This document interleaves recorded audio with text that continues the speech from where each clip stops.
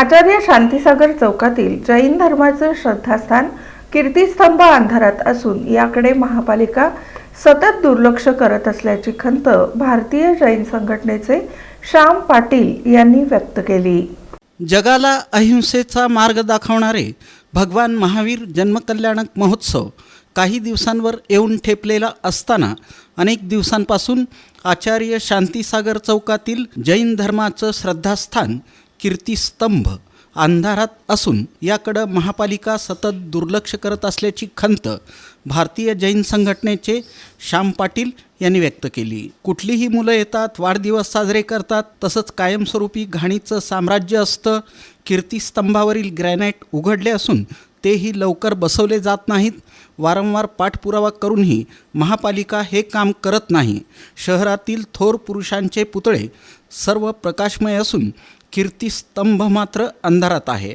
याकडे आयुक्तांनी लक्ष घालून ठेकेदाराला तसे आदेश द्यावेत अशी मागणी आस्था सामाजिक संस्थेचे संस्थापक अध्यक्ष आनंद तालीकोटी यांनी केली। या कीर्तिस्तंभाच्या जवळ सिक्युरिटी गार्ड नाही, CCTV कॅमेरे चालू नाहीत अशी या कीर्तिस्तंभाची परिस्थिती झाली असून लवकरात लवकर इथं सुविधा द्याव्यात अशी मागणी भारतीय जैन संघटनेचे विभागीय उपाध्यक्ष अभिनंदन विभूते यांनी केली। यावेळी भारतीय जैन संघटनेचे श्याम पाटील, अभिनंदन विभूते, आस्था सामाजिक संस्थेचे आनंद तालीकोटी, सुहास छंचुरे, विक्रांत बशेट्टी, हिराचंद कासार, ओम पाटील आदींची उपस्थिती होती।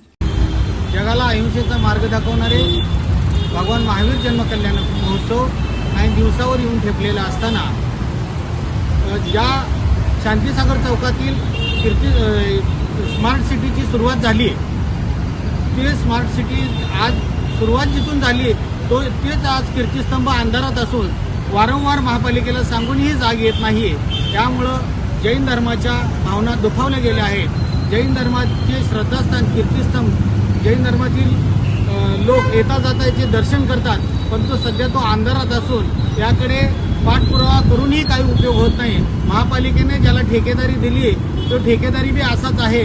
याकडे लवकरात लवकर लोकप्रतिनिधींनी लक्ष घालून इथे हा कीर्तिस्तंभ प्रकाशमय करावा, अन्यथा जैन धर्मातील सर्व सामाजिक संघटना आंदोलन छेडल्याशिवाय राहणार नाही।